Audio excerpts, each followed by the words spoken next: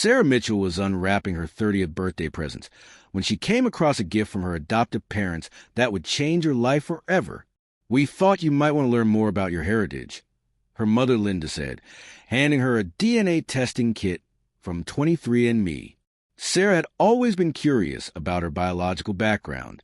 She knew she had been adopted as a baby from a private adoption agency, but her adoptive parents, Mark and Linda Mitchell, had very little information about her birth parents. "The agency said your birth mother was young and couldn't care for you," Linda had explained when Sarah was old enough to ask questions. "She wanted you to have a good life with a loving family." Sarah had grown up grateful for her adoptive parents and never pushed for more details. But now, at 30, with her own wedding plan for next year, she was curious about her genetic history. "This is perfect," Sarah said, examining the DNA kit. "I've always wondered if I'm Irish or Italian or what." Sarah sent her saliva sample to the lab and forgot about it for several weeks. When the results arrived by email 6 weeks later, Sarah was at work at her marketing job in Portland, Oregon. She opened the email expecting to see a breakdown of her ethnic background. Instead, she saw something that made her heart stop. Under DNA relatives, the first entry read, "Emma Thompson, 99.9% DNA match. Identical twin sister." Sarah stared at the screen in complete disbelief. She had an identical twin sister. A sister she had never known existed. A sister named Emma Thompson who lived in Salem, Oregon, just 200 miles away. Sarah's hands were shaking as she clicked on Emma's profile.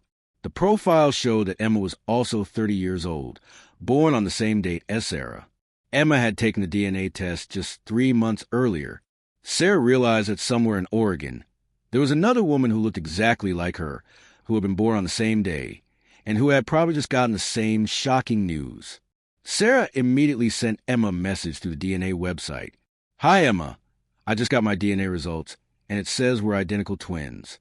I was adopted as a baby. Were you adopted too? I can't believe this is real. Please message me back." Sarah spent the rest of the day refreshing her email every 5 minutes, waiting for Emma's response. When it came, it would be the first step in uncovering one of the most shocking adoption scandals in American history. If this story truly touches your heart, let it speak for you. Like this video, subscribe to be part of our journey, and share your feelings in the comments. Emma's response came that evening. "Sarah, I am sitting here crying as I write this. Yes, I was adopted as a baby too. I have been staring at your photo all day, and it's like looking in a mirror. We need to talk immediately. Can you call me tonight?" Sarah called Emma at 8 p.m., and they talked until 3 a.m. The similarities between their lives were uncanny. Both had been adopted through private agencies. Both had been told their birth mothers were teenagers who couldn't care for them. Both had grown up as only children in loving adoptive families. Both had the same mannerisms, the same laugh, the same preferences in food and music. "This is so weird," Emma said. "I hate olives, but I love pickles." "Me too," Sarah exclaimed. "And I always sleep on my left side." "So do I. And I have this weird habit of organizing my books by color instead of alphabetically." "Oh my God, me too." They compared photos and were amazed by their identical appearance. Same height, same weight, same facial features, same voice. They had even chosen similar careers. Sarah in marketing, Emma in public relations. "Sarah, I have to ask you something," Emma said during their second phone conversation. "Do you remember anything from when you were really little? Like, do you have any memories of not being alone?" "Actually, yes. I used to tell my parents that I had dreams about playing with another little girl who looked just like me. They said it was probably an imaginary friend. I had the same dreams. I always felt like someone was missing from my life." Sarah and Emma arranged to meet in person the following weekend. Sarah drove down to Salem, Oregon, her heart pounding with excitement and nervousness. When Emma opened her apartment door, Sarah felt like she was looking into a mirror. They hugged and cried for 20 minutes straight. "I can't believe you're real," Sarah whispered. "I can't believe we found each other." They spent the entire weekend together, comparing their lives and marveling at their connection. But as they shared more details about their adoptions, disturbing patterns began to emerge. Both had been adopted through an agency called Loving Families Adoption Services. Both had been told their birth mothers specifically requested that their babies go to families without other children. Both had been adopted by couples who had been trying to conceive for years. Sarah, don't you think it's weird that we were both adopted to the same agency? Emma asked, very weird. What are the chances? And why would our birth mother give us both to different families? If she couldn't keep us, wouldn't she want us to stay together? Sarah had been wondering the same thing. Maybe she didn't know she was having twins? But the adoptions were 6 weeks apart. Mine was in March. Yours was in May. That doesn't make sense if we were born on the same day. Emma had discovered a discrepancy that would lead to the truth about their separation. Sarah and Emma decided to investigate their adoptions more thoroughly. They were about to uncover a conspiracy that had destroyed dozens of families and separated countless siblings for profit. Sarah and Emma hired a private investigator named Detective Maria Santos to help them research their adoptions.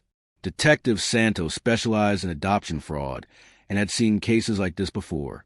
Twin separations are often red flags, she told Sarah and Emma during their first meeting. Legitimate adoption agencies try to keep siblings together whenever possible. Detective Santos began by researching Loving Families Adoption Services. What she found immediately raised suspicions. This agency was run by Dr. Robert Hayes from 1985 to 2015, she reported. During that time, they facilitated over 2,000 adoptions. That seems like a lot, Emma observed. It is a lot. Most private agencies handle maybe 50 to 100 adoptions per year. Dr. Hayes was doing 200 plus per year for 30 years. Detective Santos also discovered that Dr. Hayes had been investigated multiple times for irregular practices. There were complaints from birth mothers who said they never consented to their children being separated from siblings. Complaints from adoptive parents who discovered their children had siblings they were never told about. And complaints from medical professionals who said Dr. Hayes was misrepresenting medical histories. Detective Santos found records showing that Dr. Hayes charged between $40,000 and $60,000 per adoption, significantly higher than industry standards. He was making millions of dollars per year, Detective Santos explained. And there's evidence that he was specifically targeting multiple births. What do you mean? Sarah asked. I found records indicating that Dr. Hayes had relationships with fertility clinics. He was getting referrals for women pregnant with twins or triplets. Detective Santos showed Sarah and Emma documents suggesting that Dr. Hayes would convince birth mothers that separating multiples would give each child a better chance at being chosen by loving families. He told birth mothers that twins were harder placed together, so separating them increased their chances of finding good homes. But that's not true, is it? Emma asked. No. Many families specifically want to adopt siblings. Hayes was lying to birth mothers to justify splitting up multiples. Detective Santos had uncovered evidence of systematic fraud, but the investigation was just beginning. Sarah, Emma, I need to prepare you for something. If Dr. Hayes was separating twins as a standard practice, there might be more siblings out there. More siblings. It's possible you're not just twins. You might be part of a larger multiple birth that was split up even further. Detective Santos recommended that Sarah and Emma expand their DNA testing to other companies and databases. Tests with Ancestry DNA, MyHeritage, and Family Tree DNA. Cast the widest net possible. Sarah and Emma submitted DNA samples to every major testing company and waited anxiously for results. 3 weeks later, they got results that would reveal the full scope of Dr. Hayes' crimes. The expanded DNA testing revealed something even more shocking than Sarah and Emma had imagined. They weren't twins. They were quadruplets. The results showed 2 more DNA matches. Michael Rodriguez, 99.9% DNA match, identical brother. David Kim, 99.9% DNA match, identical brother. Sarah and Emma stared at the results in complete disbelief. We have 2 more siblings, Emma whispered. Sarah immediately reached out to Michael and David through the DNA platforms. Michael Rodriguez lived in Phoenix, Arizona, and worked as a firefighter. David Kim lived in Seattle, Washington, and was a software engineer. Both had been adopted as babies. Both had been adopted through Loving Families Adoption Services. Both had been told they were only children with no siblings. The four siblings arranged a conference call that lasted 6 hours. "This is impossible," Michael said. "How can four siblings be separated and adopted to different families without anyone knowing?" "Dr. Hayes separated us deliberately," Sarah explained, sharing what Detective Santos had discovered. "But why?" David asked. "Why split up quadruplets?" "Money," Emma answered. "He made $40,000 to $60,000 per adoption. For separate adoptions meant 4 times the profit." The siblings compared their adoption stories and found identical lies. All four had been told their birth mother was a teenager who couldn't care for them. All four had been told they were born to single mothers with no family support. All four had been placed with families desperate for children after years of infertility. All four had grown up feeling like something was missing from their lives. "I always felt incomplete," Michael said. "Like there was supposed to be more people in my family." "Me too," David agreed. "I used to have dreams about having brothers and sisters." Detective Santos expanded her investigation to include Michael and David's adoptions. What she found was evidence of an elaborate fraud scheme. Dr. Hayes had been forging documents, lying to birth mothers, and deliberately separating multiples for 30 years. "Your case isn't unique," Detective Santos reported. "I found evidence of at least 50 other cases where Drive Hayes separated twins, triplets, or quadruplets." 50 cases? Sarah was horrified. "Maybe more. Dr. Hayes kept detailed records, but they're coded. We're still deciphering them." Detective Santos also discovered the truth about their birth parents. "Your birth mother wasn't a teenager. Her name was Maria Santos, no relation to me, and she was 28 years old when you were born." "What happened to her?" Emma asked. "She died in a car accident when you were 2 months old. Your birth father had already died in military service before you were born. So we were orphans," Michael realized. "Yes, you should have been placed together in a family willing to adopt 4 siblings, or at least kept together in the foster system until such a family could be found. Instead, Dr. Hayes saw for separate $50,000 adoption fees and split you up." The siblings were devastated to learn that their separation had been purely motivated by greed. But they were also determined to expose Dr. Hayes and find other families he had destroyed. Detective Santos located Dr. Robert Hayes, living in retirement in Scottsdale, Arizona. Now 73 years old, Hayes had been living comfortably on the millions he had made from his adoption fraud. Sarah, Emma, Michael, and David decided to confront Hayes together. They flew to Arizona and, with Detective Santos, showed up at Hayes' house unannounced. Hayes answered the door, a distinguished-looking man with white hair and expensive clothing. "Dr. Hayes, we need to talk to you about Loving Families Adoption Services," Detective Santos said. Hayes immediately looked nervous. "I'm retired. I don't discuss old cases." "We're not old cases," Sarah said, stepping forward. "We're your victims." Sarah, Emma, Michael, and David stood in front of Hayes, and he could clearly see the family resemblance. "We're quadruplets that you separated and sold to different families," Emma explained. Hayes' face went white. "I don't know what you're talking about." "Dr. Hayes, we have evidence," Detective Santos said, showing him documents. "We know about the systematic separation of multiples, the forged documents, the inflated fees." Hayes tried to close the door, but Detective Santos blocked it.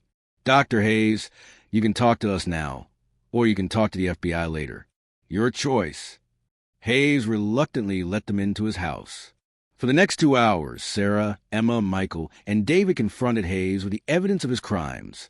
Hayes initially denied everything, but when presented with his own records, he began to crack. "You don't understand," Hayes said defensively. "I was helping these children find loving homes. By separating us from our siblings?" Michael asked angrily. "Families want healthy single babies. Multiple births are harder to place." "That's not true," Emma said.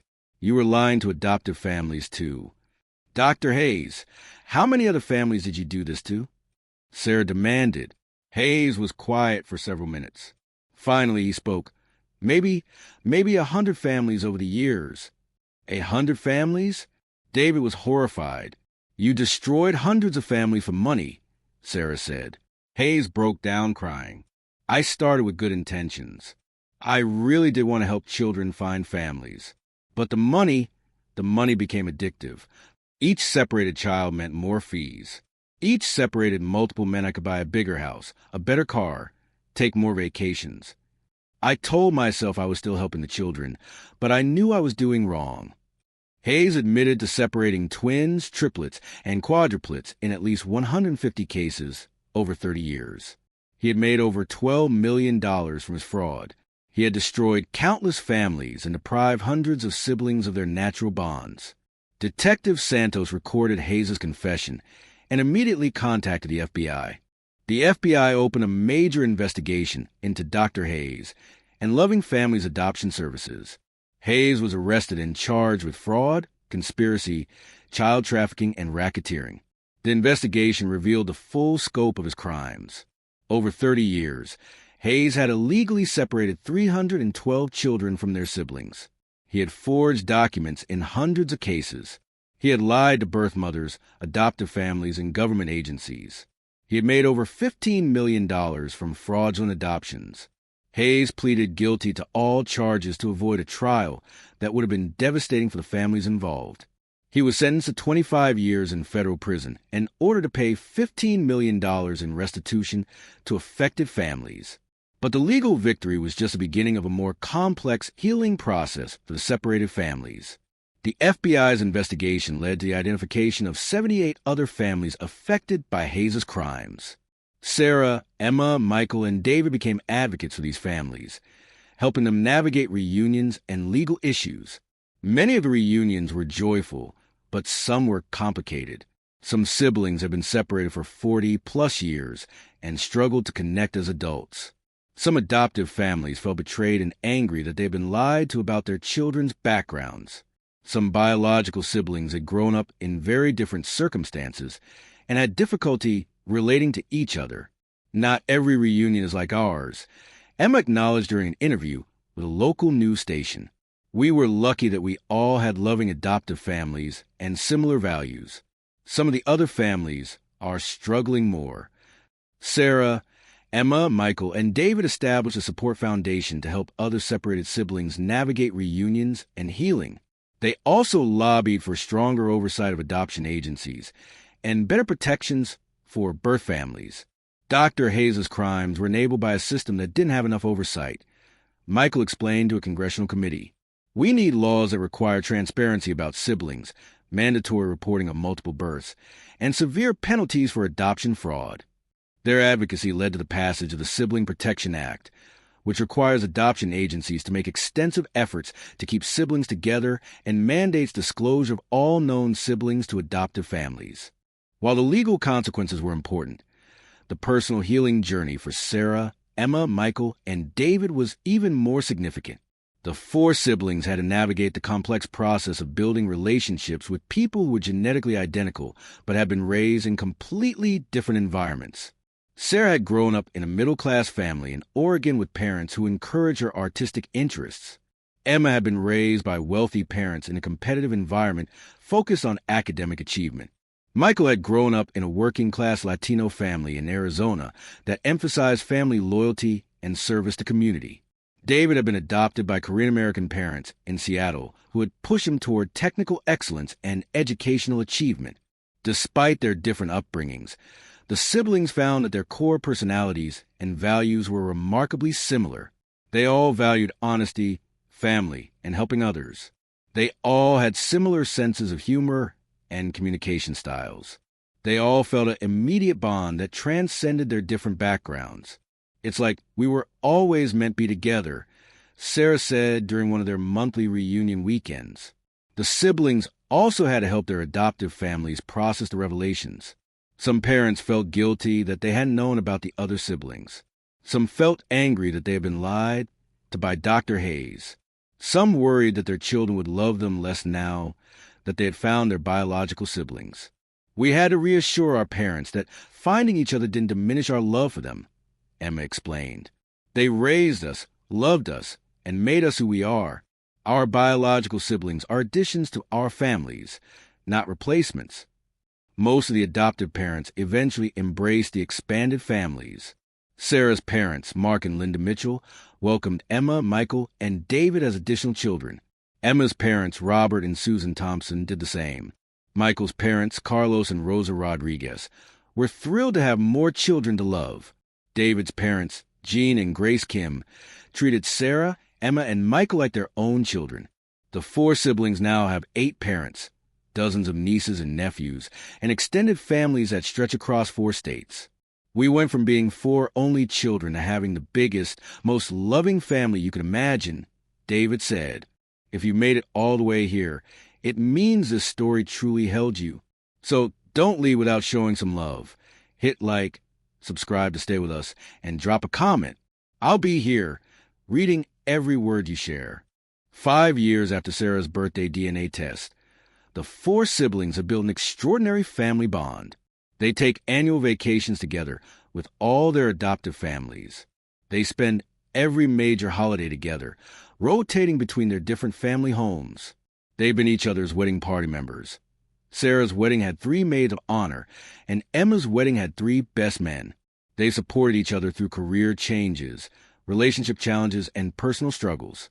Most importantly, they've helped heal the wounds left by Dr. Hayes' crimes. The DNA test that revealed their connection also led to the exposure of one of the biggest adoption frauds in American history. Dr. Hayes is now serving a 25-year sentence in federal prison. The families he destroyed have found healing and justice. New laws protect other families from similar crimes. Sarah, Emma, Michael, and David have become national advocates for adoption reform and sibling rights. They've helped reunite dozens of other separated families. They've testified before Congress about the need for adoption oversight. They've established a foundation that provides support for separated siblings and adoptive families. But beyond the public advocacy, they've simply enjoyed being the family they were always meant to be. People ask me if I'm angry about the 30 years we lost, Sarah said during a recent interview. But I'm not angry anymore. We can't change the past, but we can make sure our future is everything we were denied. Dr. Hayes tried to destroy our family for money, Michael added, but he couldn't destroy the bond between us. That's something deeper than adoption papers or legal documents. We found each other, Emma said. Against all odds, across all the lies, we found each other. And now nothing can separate us again, David concluded. Today, Sarah Mitchell Thompson, Emma Thompson Mitchell, Michael Rodriguez Santos, and David Kim Rodriguez are closer than most siblings who grew up together. They share a bond that was broken by greed, but restored by love. They've turned their trauma into triumph and their separation into a celebration of family. Sarah's DNA test, meant to discover her ethnic heritage, instead revealed her human heritage. The test destroyed the lies that had kept 4 siblings apart for 30 years. It destroyed Dr. Hayes' criminal enterprise. It destroyed the illusion that adoption fraud doesn't have victims. But most importantly, it saved 4 people who had been searching their entire lives for the family they didn't know they had. Sometimes the most devastating discoveries lead to the most beautiful reunions. Sometimes what seems like destruction is actually restoration. And sometimes a simple birthday gift can uncover the truth that sets an entire family free. Sarah, Emma, Michael, and David lost 30 years together, but they have the rest of their lives to make up for it. And they're making every day count. Because family isn't just about who raises you. It's about who shares your DNA, your heart, and your future. No matter how many lies try to keep you apart. No matter how much money someone makes from your separation. No matter how many years pass. Family finds family. And love always wins.